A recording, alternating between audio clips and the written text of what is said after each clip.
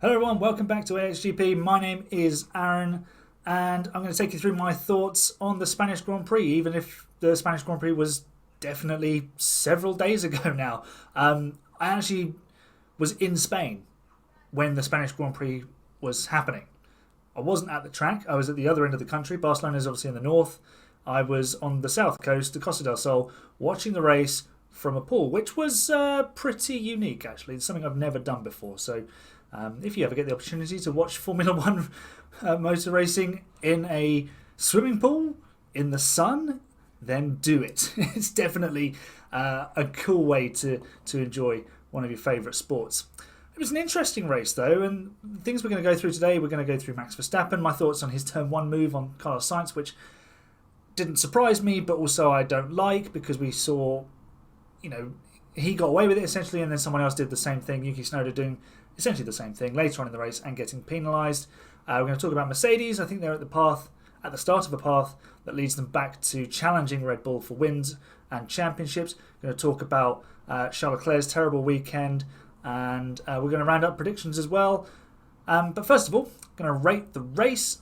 Originally, I wrote down on my notes an 8 out of 10, but I started watching the race back once I got home, and I decided to give it a 7 out of 10. It was an interesting race, but there was no contest for the win. Especially, I think it might have been slightly different had Sainz got ahead at turn one, although Verstappen probably would have blown back past on the first run down the main straight into turn one. So probably didn't change. Nothing really changed there. The Red Bull was just so dominant. Even though Perez didn't really make the most of it. In theory, Red Bull should have been 1-2. And Verstappen, as I say, totally dominant, totally unchallenged, because Perez, well, first of all, he mucked up qualifying and only managed to get 11th on the grid. And second of all, he's just not quick enough to match Verstappen week in, week out. And this is, I think, going to be the narrative. And it does hark back to the old Ferrari days in the early 2000s where Barrichello, on his day, could challenge Schumacher, could beat him at certain tracks on certain weekends, but they were very few and far between, and occasionally you'd have a Juan Pablo Montoya or Kimi Raikkonen or David Coulthard or Fernando Alonso before the 2005 season would be able to challenge Schumacher for wins, but it was rare. Okay, there was 2003 where the championship was super wide open, but that was a bit of a false dawn really. And this season has so many similarities with the 2002-2004 seasons where Ferrari had such a dominant car and a dominant driver within the team as well. And if you look back to Mercedes' dominance, at least they had Rosberg, who was sort of resorting to, I say dark arts, but able to get under Hamilton's skin, even if he wasn't able to beat him week in, week out. And that's the problem for Perez. He just can't do it regularly enough. And it's a shame, but it does go to show that there is a hierarchy of drivers within Formula One. And Max Verstappen is showing that he is truly one of the great talents the sport has seen. Because even if you've got the car, you've still got to go out there and deliver. And that's it's not always just the car, is it? And we're seeing that with Verstappen. We saw it with Hamilton and Schumacher and Senna and all those before them. You can have the best car, but you've got to go out there and make the most of it. And Perez, in the last two races, hasn't. He should have finished at least second in both races. And he just hasn't done that. Verstappen, on the other hand, has cruised to 3 straight wins now. That move at turn one, not happy with it because, especially on lap one, when everyone's so close together, if there's contact between the leading pair, who knows what might happen. Someone might take evasive action. They just react, and then it triggers something else. You have to be careful on how you police that, I think, with the stewards. I know Charlie Whiting was always much more lenient on lap one incidents, turn one incidents. But we are seeing certain incidents get penalised now, even though they're lap one, turn one. So I think there is a bit of a rethink required in the way they police that, because otherwise the guy on pole or whoever's on the inside can just lunge for the apex and claim it and then just force the other guy off the track, which isn't really how you go racing, is it? That's not defending. That's just doing whatever you need to do. And I feel like we are beating Verstappen with the same stick, but he keeps pulling these moves and somehow keeps getting away with it. And I mean, it took Silverstone 2021 to happen for people to realise that you do need to leave a wheel in against Verstappen, because if you keep jumping out the way, he just steamrollers you. And it's a bit like Senna. Martin Brundle always says, he would leave the car, he'd put his car in a position where he'd leave it up to you to have the accident or not. And more often than not, you jumped out of the way because you wanted to preserve your own race. And Verstappen is completely doing that. And he's getting away with it. He's being rewarded for his aggression, which you need aggression in Formula One, but I think sometimes he is a bit over-aggressive. And we saw Yuki Tsunoda later on in the race get penalised for very much the same thing. He was side by side with Zhou Guanyu, as Verstappen was with Carlos Sainz going into turn 1. Zhou lunged for the apex, forced Zhou wide, and I think maybe what saved Verstappen was that Sainz kind of backed out of the move, trying to keep his race alive, but Zhou was prepared to hang it out and then took the escape road. So, like I say, I think turn 1, lap 1 needs a bit of a rethink. I think you need to allow cars to stay on track. And the thing is, what muddies the water is these rules around where the car overtaking or being overtaken needs to be in terms of front axle, rear axle, alongside, ahead. They're too convoluted. If you're side by side with a car going into the corner and you don't allow them fair racing room, I think there should be some sort of repercussion for that. And, Tsunoda did get a penalty for that. I'm not saying everything should be 5 seconds, because otherwise, we're going to see too many penalties and we don't really want that. But on the flip side, maybe if, these smaller incidents were penalised enough, I think the drivers would quickly recognise, actually, I need to make sure that I position my car appropriately in defence, or you try and outsmart the guy trying to overtake you, let them have a certain line so you can square your car up, get better traction, things like that. Then it gets a bit more creative. At the moment, it's just, try and be as wide as possible and block the road as best you can. But I think we were put in that situation because the DRS worked perfectly, and the track changes worked really well too. And I think that's what made this race so interesting, was switching back to the fast pair of right-handers to close the lap. It made tyre preservation rewarded, and it gave drivers who had done that an opportunity to pass. I remember the 2011 Spanish Grand Prix, the first with DRS and the first year with the Pirelli tyres, and because they were falling apart, we had like a 4-stop race or something, and we had a battle between Vettel and Hamilton at the front of the race. And it was really interesting because the DRS put them in position to challenge, and tyre wear was important. You had to look after your tyres and do a good job with that and get your strategy right. And we saw in Spain that the undercut was super powerful. If you had fresh tyres, you could just blow past someone on the straight. But if you were against someone on a similar strategy, we saw George Russell make a couple of really nice overtakes with the DRS. The first one on Fernando Alonso down the outside. Spain didn't like that. And then he made a really good move on Esteban Ocon, popping out of the slipstream really late and making sure that he got the job done. He also put a nice move on Carlos Sainz, who did move around the track a little bit to try and break the toe, but it wasn't anything really too dramatic. But the way DRS is supposed to work isn't to have these drive-by overtakes that we've seen at other tracks. It is to do what we saw in Spain, and that was put cars side by side. Okay, the advantage is with the car overtaking, and that is kind of what we want to see. We want to see the guy trying to overtake have some sort of advantage, because if you think back a few years, they were complaining about the turbulence of the wake of the car in front, the dirty air. So you needed to balance that out, give the guy attacking a bit of a foot up, really. And I think when you see the cars side by side into turn 1, it was possible to defend, but if you used your tyres too much in defence, then you left yourself as an easy target. And it just worked. It made for a much better spectacle. It allowed fast cars to come through traffic and get them into a place where they could fight with cars of similar pace. So if you think if we didn't have DRS, would George Russell have made his way from 12th to 3rd? Would Sergio Perez have gone from 11th to 4th? I doubt it. And even Hamilton might still have ended up in 2nd place through strategy, but that's probably as much overtaking as you're going to get. You're going to need a big offset in tyre life to make sure you get the job done. But it was a reasonable length DRS. The final corners they were able to follow well enough through to make it work. I thought it was a really good change. I thought it made for much better racing. And it does beg the question, why are we seeing F1 hunt these street circuits? Let Formula E go and do street circuits, because that's what it's designed to do. IndyCar likes street circuits as well. That's fine. And Formula One cars are currently 2 metres wide. What's the point in going to street circuits that are really narrow and asking for loads of overtaking?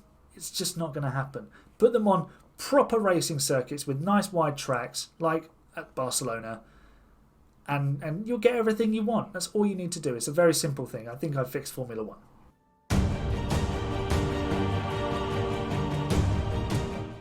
Okay, Mercedes. They look like they're back at the start of a path that leads to a Red Bull challenge. But we said this 12 months ago when they challenged for half a victory in Spain last year. George Russell was leading the race and they had good pace, but they hadn't quite got on top of the bouncing and the porpoising, and they hadn't quite realised how deep a rabbit hole they were down. They've made their changes to their car and it seemed to work. They got on top of it, and we've seen Mercedes do this before. They put some updates on the car on Friday practice. It doesn't necessarily work so well.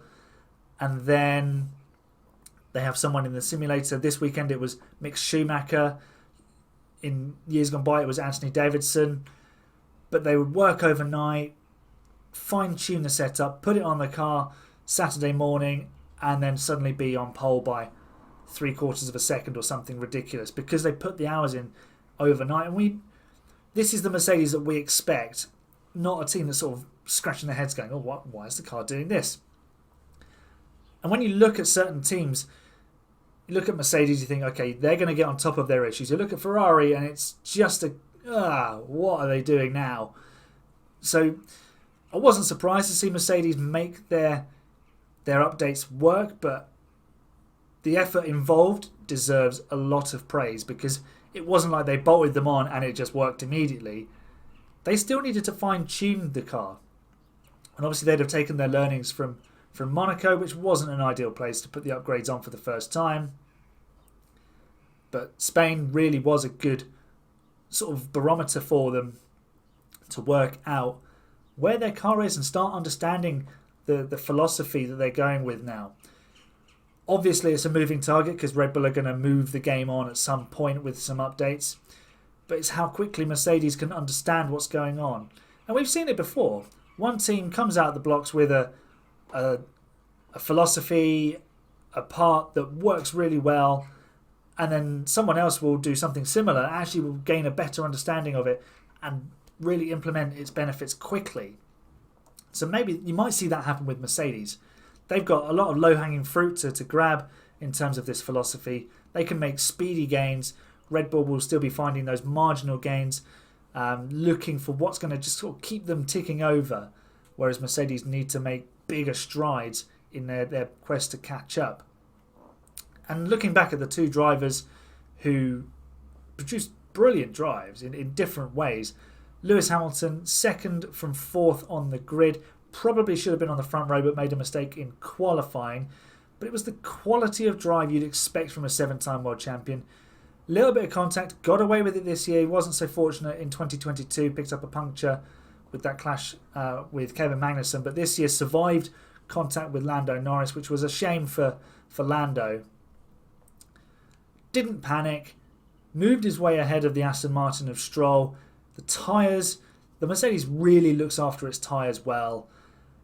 Did science on strategy. He was once Hamilton had run 10 laps longer, there was nothing Sainz could do to stop him. And then he just managed his pace. I don't think we saw the true pace of the Mercedes in a race pace, because there wasn't threat from behind on Hamilton. He knew he wasn't quick enough to catch Verstappen. So he just settled for second and made sure he brought the points down, because the car isn't quite ready to challenge. I think, I haven't looked at the fastest times overall, but I did hear on the Missed Apex podcast that Verstappen's fastest lap time wasn't that much quicker than Hamilton's fastest lap time in the race, but I don't think the Mercedes could have sustained that sort of pace.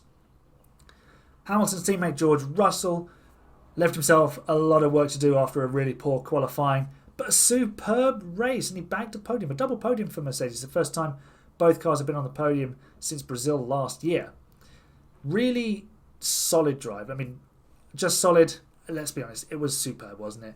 Moved his way through the pack, got himself ahead of Alonso, moved past Ocon quickly, did Sainz as well, didn't get held up.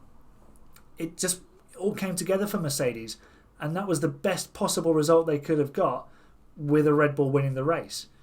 Beat one of the Red Bulls.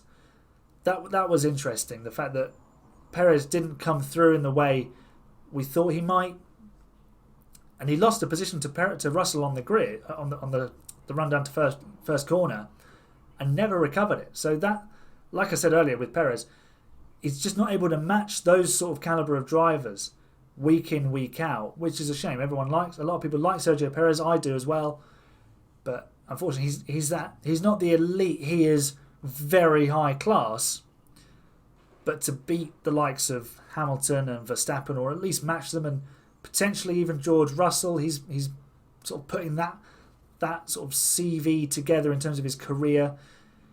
You need to be in the elite bracket, and there are some question marks over Sergio, and I don't think they're going to go away, because he is what he is. So for George Russell to be putting in that performance, it tells us a lot about his level. Okay, he does need a car to do it, but I think that's really impressive from him. He was the star of the show, I think, because we saw him putting in a lot of overtakes, the interesting radio calls. Was it raining? No, it was just sweat on his visor. But it's a big step in the right direction for Mercedes.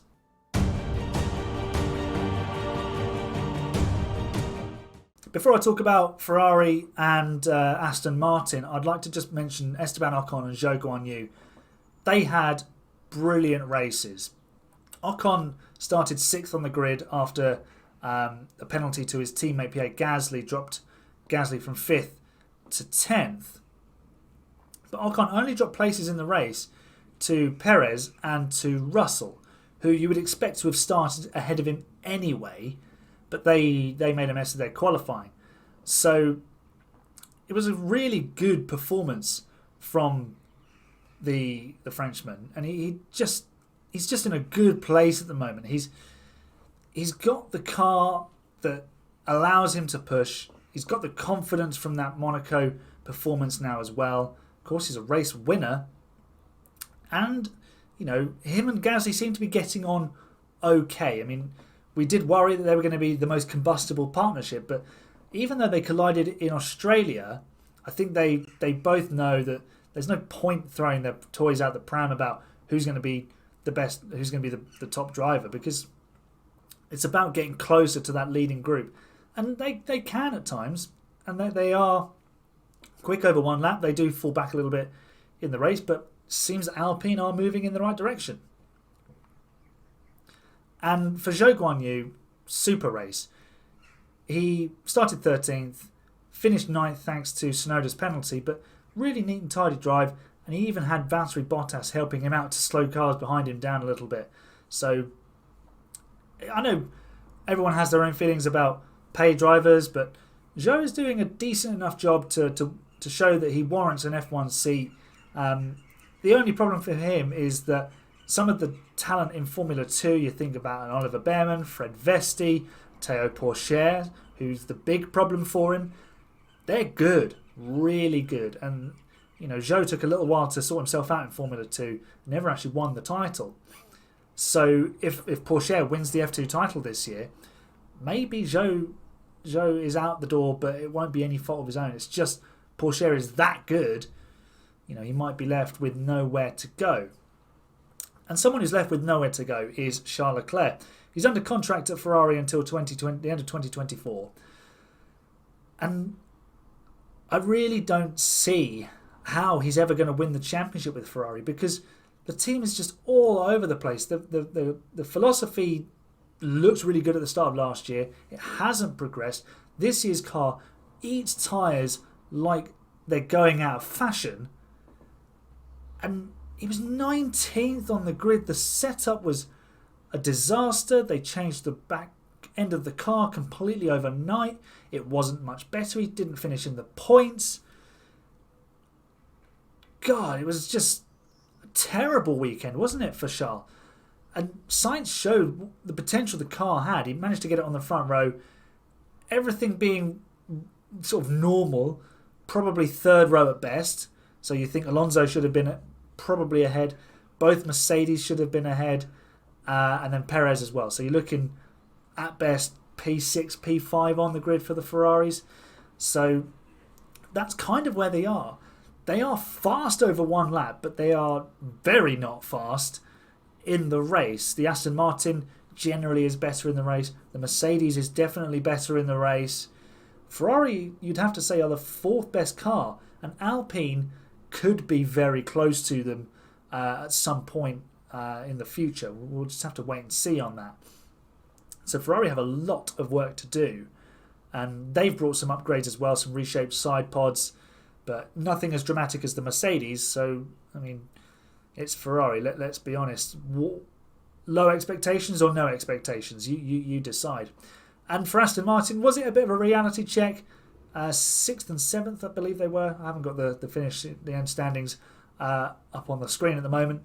And theory suggested they should have actually been a bit quicker in Spain, but they struggled, especially early on, and they lost places to the Mercedes drivers, and they never recovered. So maybe they were hampered by the high-speed nature, and then their car being a bit draggier, especially down the straight. It just allowed other cars to stay close enough to them. But, thinking where they've come from in the last sort of 6 months or so, that's not too bad. To be disappointed with a 6th and 7th, that shows just how much progress they have made. So let's round off the show with some predictions roundup. It seems a long time ago that I wrote these predictions down. I've already written the 5 things that will definitely happen in Canada, which is actually next weekend. I'm recording this the Saturday, the week after the Spanish Grand Prix. So next Saturday is Canadian Grand Prix qualifying day. So my predictions, pole position was to go to Max Verstappen. That was basically a gimme, let's be honest. I got that one right. Max Verstappen to win the race, again, another gimme. Got that. I went bold. I went Lewis Hamilton to finish second and at the 7-time world champion. He proved me right, so I'm very pleased with that. But Fernando Alonso did not finish on the podium. He may have, but the Mercedes was very quick in the race anyway, and Perez should have been starting higher up the grid anyway, so maybe that one was a bit of a lost cause. And the 5 things that would definitely happen, a Mercedes would beat Fernando Alonso in qualifying, and Lewis Hamilton did beat Fernando Alonso in qualifying. Both Alfa Romeos eliminated in Q1. I didn't get that one right. Zhou Guanyu made it into Q2. Alpine to score points with both cars. They did, thanks to Tsunoda's penalty. Lewis Hamilton finishes on the podium. He did that, we know. And Red Bull would win their 8th race in a row, including the Abu Dhabi Grand Prix at the end of last season. And they did. So that was 3 out of 4 for the podium and pole position predictions, and 4 out of 5 for the 5 things that would definitely happen at the Spanish Grand Prix. That brings the episode to a close. Thanks very much for watching or listening. Make sure you follow me at AHGP Pod on Twitter, at Aaron Harper 41 on Twitter as well, AH Grand Prix on Instagram. All the links are down in the description in the show notes. Go and follow me on the socials. Make sure you check out my other videos that are coming out. The driver ratings will be out tomorrow on YouTube. Then we'll have the 5 things that will definitely happen in the Canadian Grand Prix on Wednesday. The wheel spinner will be back on Thursday predicting this weekend's Canadian Grand Prix podium. And then on Friday I'll have my predictions. So lots to look forward to the rest of this week. Enjoy the Canadian Grand Prix. I'll see you for some much quicker reaction to that, probably on the Monday night. I'll probably record that because it is an evening race here in the UK, so probably won't get to do that until Monday evening. But for now, thanks for watching, listening, and I'll see you next time.